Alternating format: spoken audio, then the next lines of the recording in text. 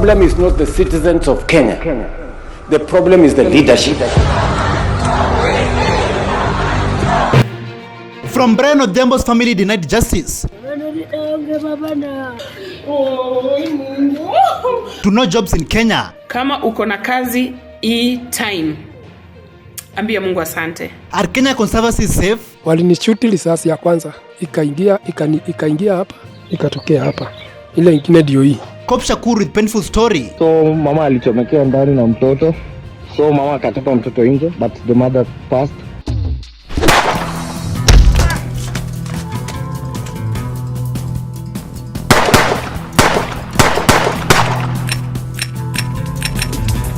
Anguka na. We are coming for you.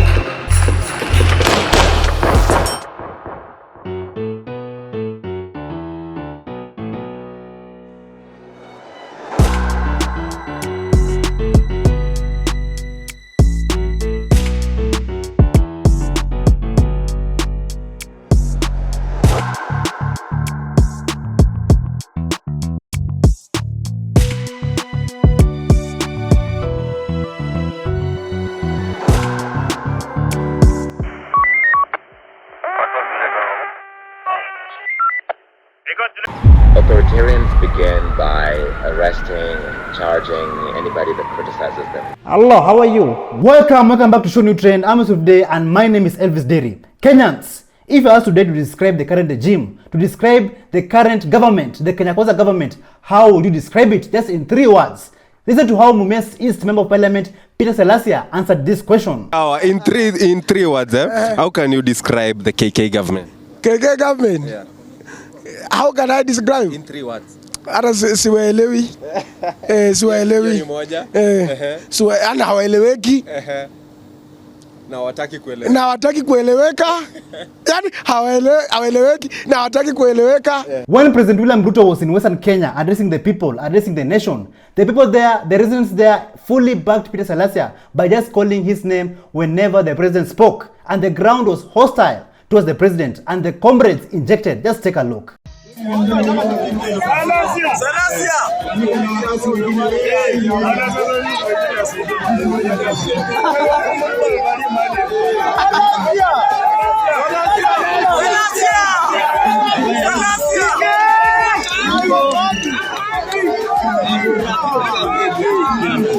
Currently, so many Kenyans and graduates are looking for jobs every day. But it seems like there's job scarcity, which has led so many people, so many graduates into depression, stress, and even worse, some of them are unaliving themselves. So are you a job seeker out there? Are you looking for a job? Just listen to this. Kama uko na kazi time, ambia Mungu asante. Kama uko tu na mali unaenda unaingia asubuhi na unarudi jioni, boss, ambia Mungu asante. Watu wanatafuta kazi. Mimi nakwambia watu wanakuja kwa shop, mtu anakuambia nimemaliza college, unaweza nisaidia na kazi. Namuuliza gani? Yoyote, hata ya nyumba. Na huyu ni mtu amefika a very wonderful course, anakuuliza hata kazi ya nyumba. Mimi wacheni niwaambie, Kenya hizi jobs ziko wapi? Si gava ina providing jobs, si gava wasaidia watoto wetu wakitoka college wapate kitu. Do you know many of our kids have graduated but they don't have jobs? They are still back to their parents' house to stay with them as they wait for these jobs in quotes. Zitapatikana wapi? Unajua mtafanya watoto wagope kusoma.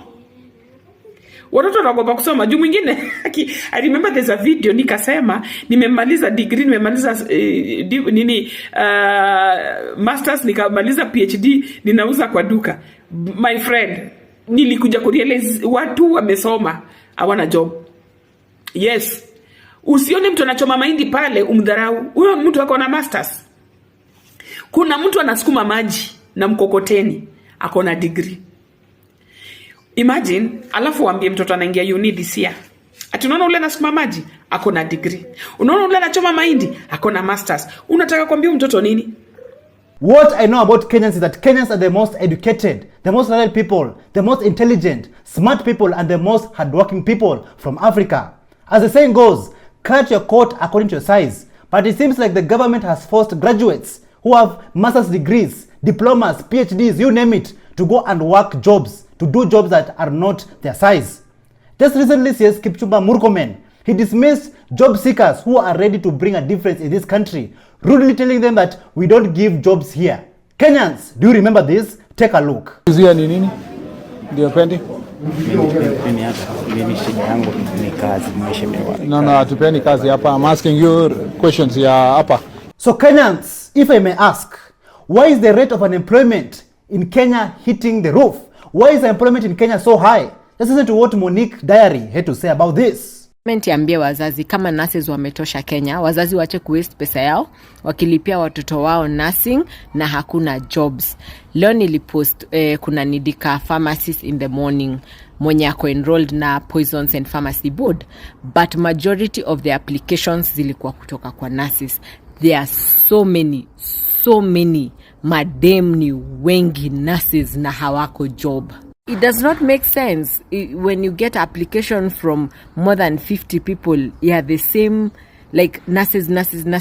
Yes, kuna adima clinical, whatever, but why? You mean why? I'm not even surprised. Neither am I shocked that the Kenyan people are complaining about job scarcity in Kenya. Kenyans, let me take your affairs back in the year 2017. When President Ruto was campaigning, he promised the people of Kenya that if elected, over 100,000 graduates will get placements of paid internship by government. Let's listen to what he said.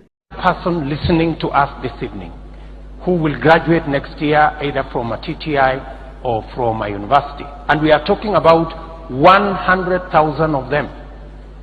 From next year, they will know that they are guaranteed by the Kenya government that on completion, as they leave college, they are entitled to a 1-year internship program paid for by the government of Kenya. They will have money in their bank. I remember during this time, Kenya had a very different energy, a very different vibe, and people had high hopes. People believed that Kenya is headed in the right direction. But a few years later, when William Ruto was elected as the president of Kenya, he went on to turn his back on the people. So are you out there still looking for a job? If yes, then listen to this. Kule nyuma wale watu ambao hawana kazi huko nyuma, hebu nione kwa mkono. This is not a laughing matter. This is very serious. Like currently, so many people's lives are at stake. So many families are at stake.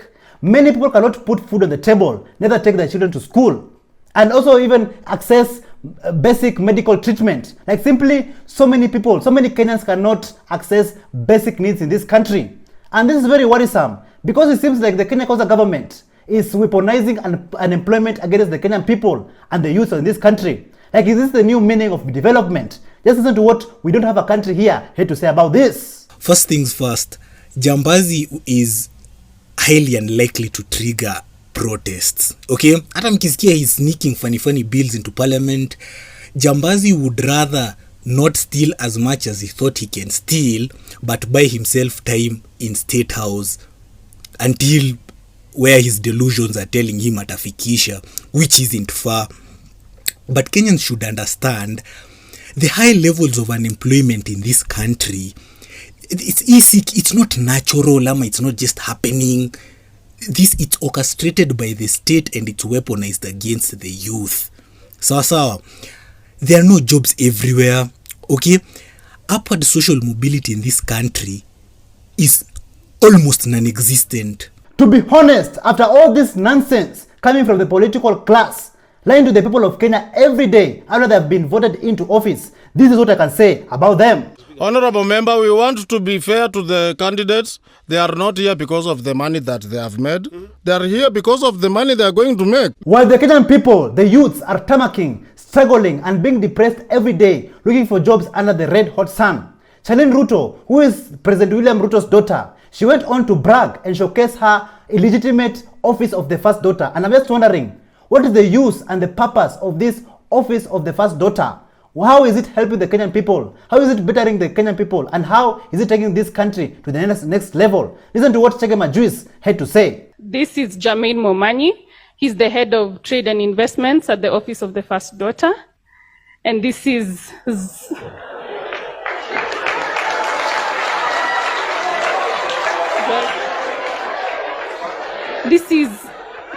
I don't get what's funny.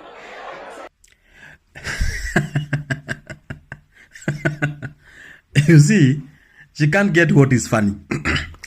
The funny part is, Kenya, the department of the first daughter, we have the head of trade and investment in the office of the first daughter.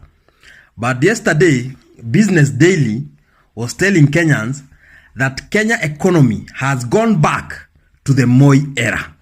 My friend, let me tell you, unless you are not in this country or you're not doing business in Kenya, things are bad. Those things, small things, Ruto anaweka zina more pesa in the economy. There is no circulation of money in the economy. There is none.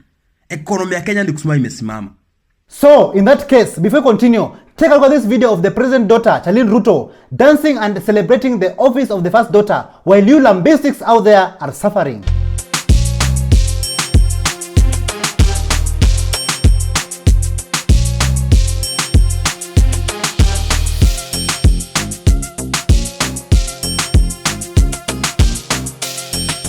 In Nakuru County, Kenya Wildlife Services injured and abducted Brian Odhiambo, who is yet to be found. Brian Odhiambo's family were in pain after the Nakuru law courts ruled in favor of the Kenya Wildlife Services, stating that there is no evidence. And I'm just wondering, is this what we call justice? Take a look at some of these things, what happened after the unfair ruling outside the Nakuru law courts.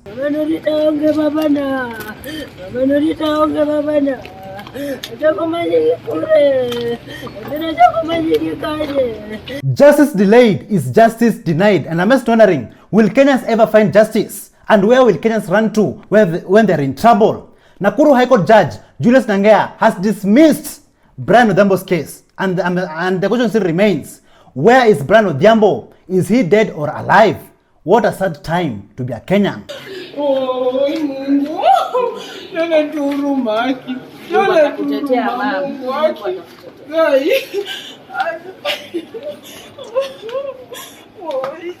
Apart from Kenya Wildlife Services injuring and abducting Comrade Brian Odhiambo, even our own forest Kenyans are under threat. Heinous crimes is taking place under our noses. Just take a look at this disturbing footage. Hi, wadau, this is Lily Lake, hapa Karura. I'm sure you've seen these signs before, so msiseme siko. Haya, wacha nionyeshe kazi yenye inaendelea hapa hivi. Hizi ni miti zinakatwa fresh. Hizo chainsaw si moja, si mbili, ni kadhaa. Cheki tu mazee Karura vile inakaa.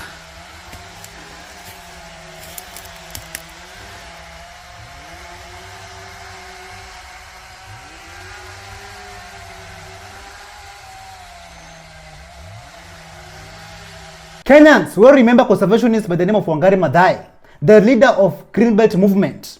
She became a Nobel Prize laureate. She carried out a much publicized campaign for saving the forests. Karura Forest later on became a symbol against controversial land grabbings in Kenya.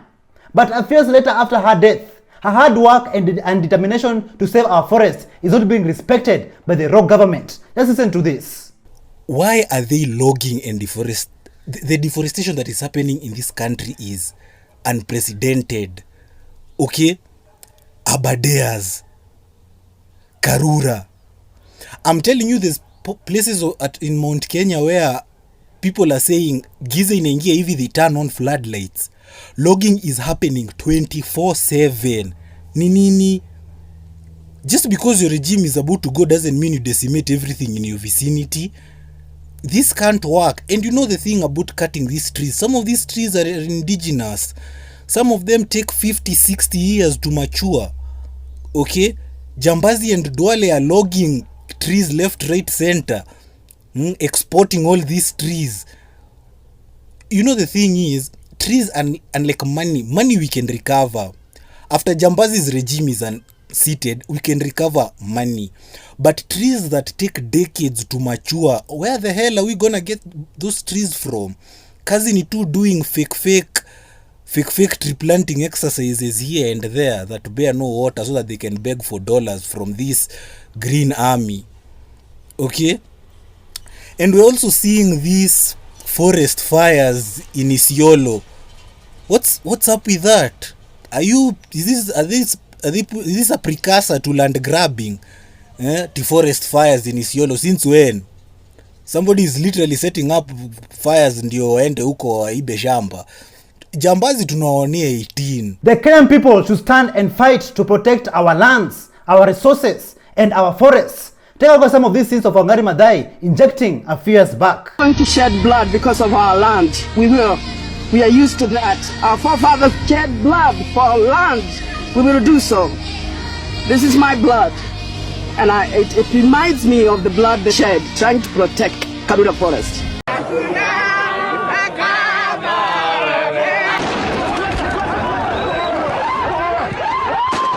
Our conservancies is a crime in Kenyans. In Isiolo, the court ruled that the Northern Rangeland Trust's community conservancies are illegal, citing violation of constitutional rights and also exploitation of our local communities. The court found that the Northern Rangeland Trust restricted access to essential grazing land and water, depriving pastoralists of vital resources. Just listen to this, Kenya. A landmark court ruling was issued today in northern Kenya, supporting local communities who said wildlife conservancies established on their land violated their constitutional rights. Judges have ruled in favor of the local herders. DW's Daniel Plafka has more from the courthouse in Isiolo. This ruling has been more than 3 years in the making and has major implications on how proceeds from the sale of natural resources on community lands might be distributed going forward. The court has ruled that the activities of armed rangers under the management of the Northern Rangelands Trust, which operates Africa's largest soil carbon offset scheme, are illegal and unconstitutional. It's not the first time that community members have sued the organization, but it is the first time that a case of this kind has gone to judgment. This ruling follows a documentary exposing the Northern Rangeland Trust's controversial carbon offsetting project, which critics claim that it lacks environmental benefits, undermining local land rights. Even activists have come forward and accused the Northern Rangeland Trust for human rights abuses, and also forceful displacement of communities. In the name of what, Kenyans? In the name of conservation. So they're committing all these atrocities on our land. In the name of what? In the name of conservation. But just take a look at how people injected, fighting for what rightfully belongs to them.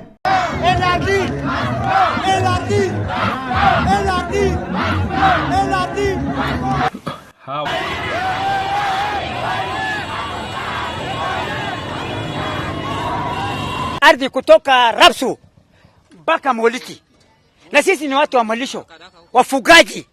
Ikishikwa area hii hakuna mahali ambapo tutafuga. Mali yetu tunasomesha na watoto, hospitali ndio hiyo, chakula ndio hiyo. Tukikosa malisho hakuna kusomesha watoto, hakuna hospitali. NRT na hakuna faida tunapata kutoka kwao, hakuna watoto wetu wanapata elimu kutoka kwao, na sasa wanataka kutunyang'anya ardhi yetu, waweke mpaka katikati yetu. Kwa hivyo sisi kama watu ya kina hatutaki watu wanaitwa NRT. Despite these allegations, the Northern Rangeland Trust continues to receive funding from major international donors and selling carbon credits to corporations like Meta and Netflix. The court upheld community land ownership rights and gave the Northern Rangeland Trust 14 days to appeal. The locals have hailed the decision as a victory for their ancestral lands and also for their livelihoods. Wanapenda watu watano ambayo wanajiita wanasikizana na governor ndio wanatutisha hapa, na sisi tumejenga governor. Kama ni kujenga yeye, sisi yenyewe tumejenga, na wamedivide watu, wanatafuta vita baina ya wakaaji hapa yenyewe. Hiyo watu hata governor apate habari ya kwamba jina yake ndio inatumika. Wanasema sisi tuko na governor na hakuna mtu anaweza kataa NRT, na wanatulazimisha kwa njia hiyo.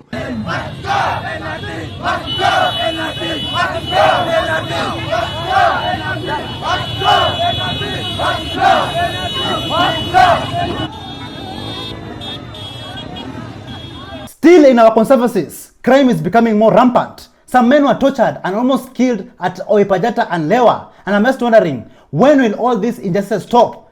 Human rights violations that are around these conservancies is becoming a daily occurrence. Just listen to this story. Wakaniuliza uko na familia? Ndio niko na familia. Na hiyo familia unaipenda? Ndio ninapenda familia yangu. Kama ile kitu tutakwambia hautakubali, leo ndio itakuwa siku yako ya mwisho. Sasa walikuwa wanataka nipiduke, ndio niwaangalishe nini mgogo. Ndio wanipia risasi ati nikitoroka nilikuwa natoroka. So nani anakuambia hii ndio siku yako ya mwisho? Ni Batian Kiring na ananiambia mbele yao. Kumulika nikapata ni KPR wa Rupejata. Na nikaona walikuwa watano. Walinishuti risasi ya kwanza, ikaingia hapa ikatokea hapa. Ile ingine ndio hii. Wakanishuti ya pili. Kunishuti ya pili nikaamuka, sasa wakanigonga ingine ya mguu. KPL Arpejeta wakasema sio wao walinishoot, ni KWS. Nao KWS wakauliza wao walinishuti wakiwa wapi? Wakasema wao hawakukua kwa kazi, wao ni kuitwa waliitwa. Oh, so sasa Arpejeta wanataka uwekelee KWS. Niwekelee KWS. Sema hata upewa buduki. Mnyama atokea kigafla. Upie ni shida. Kwa hivyo afadhali ukufe, mnyama abaki. Hiyo ndio sheria yao. Mercenaries operating in these conservancies. Some of those people who are killing our people are not KWS soldiers or game rangers. They are told first suspect anyone as a poacher and don't arrest, shoot. We have to bring dignity to our people. Kenya is no longer a colony. You know, our people are being treated the way they used to be treated before independence. Arpejeta Conservancy has blocked Kenyans from grazing their animals, even during dry seasons. But a South African billionaire is allegedly grazing his cows in the same conservancy. Just take a look.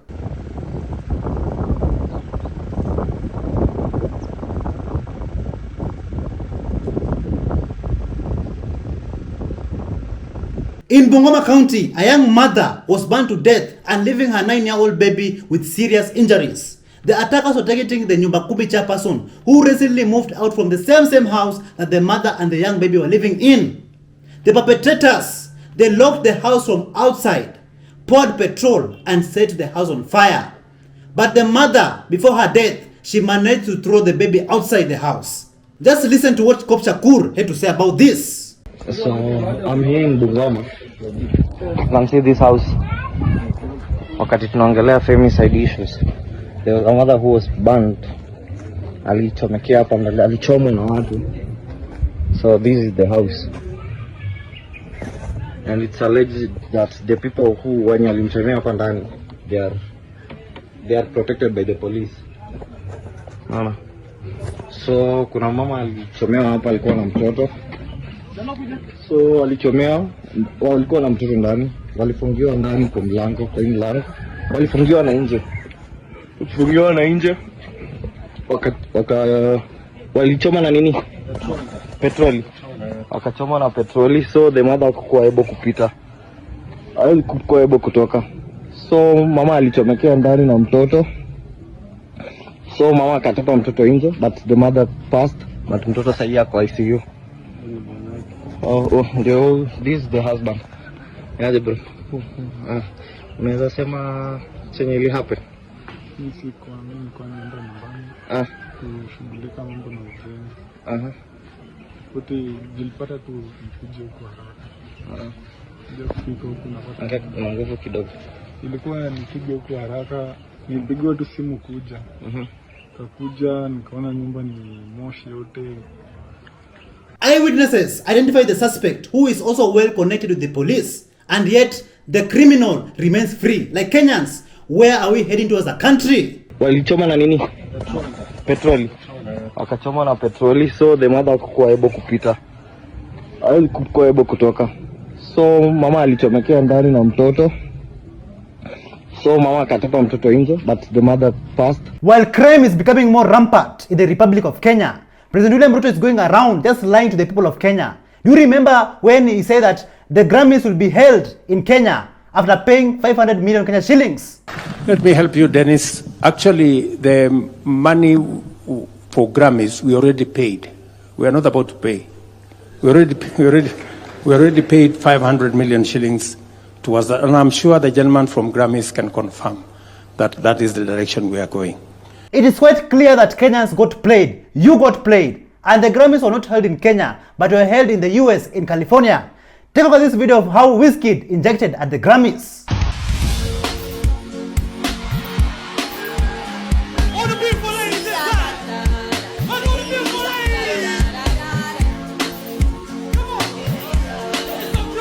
Even actor Nyakundi Saboke was shocked beyond words after the Grammys were not held in Kenya as promised by the Kenya Kwanza regime. Just listen to what he had to say. Guys, correct me if I'm wrong, lakini si Grammys zilikuwa tu zifanywe hapa hivi Kenya ama kuliendaje?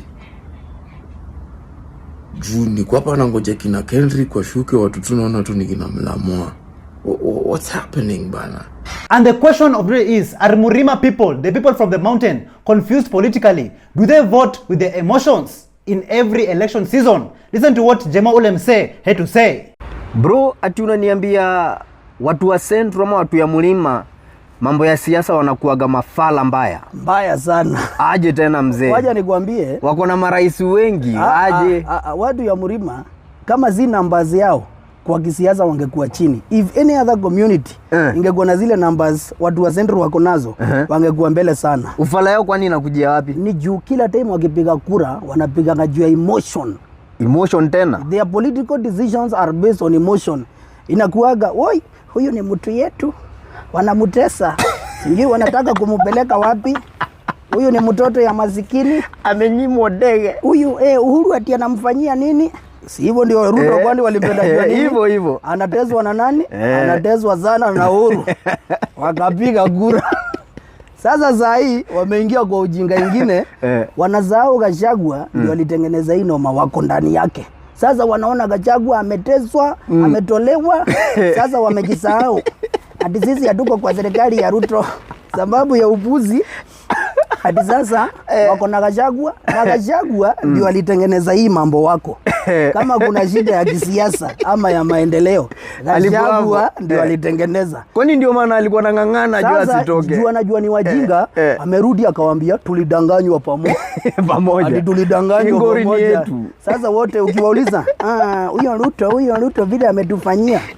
It's so sad. 2012 walivote na emotion. 2017 emotion. 2022 emotion. Na sasa 2027 ishaingiza kudumu. Wanaelekea hivyo. Sindano ya emotion. Ruto ni mtu mbaya sana. Hiyo ujinga itafanya watu wa Central tubaki nyuma kisiasa, because all our decisions are based on emotions and not on issues. Ni ufala. Gonjwa, ajali and everything else. And maandamano, and those people, they were praying for us. They were fighting for the flag. So let's pause for a minute.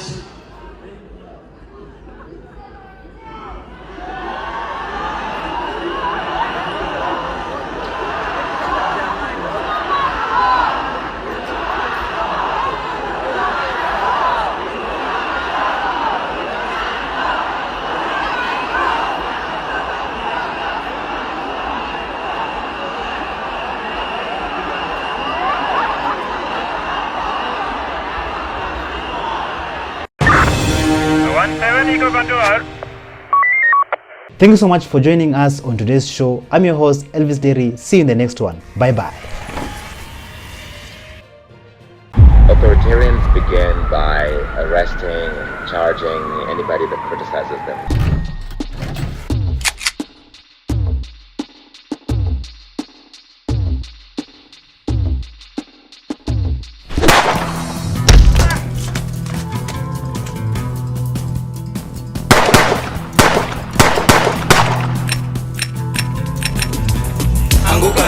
We are coming for you.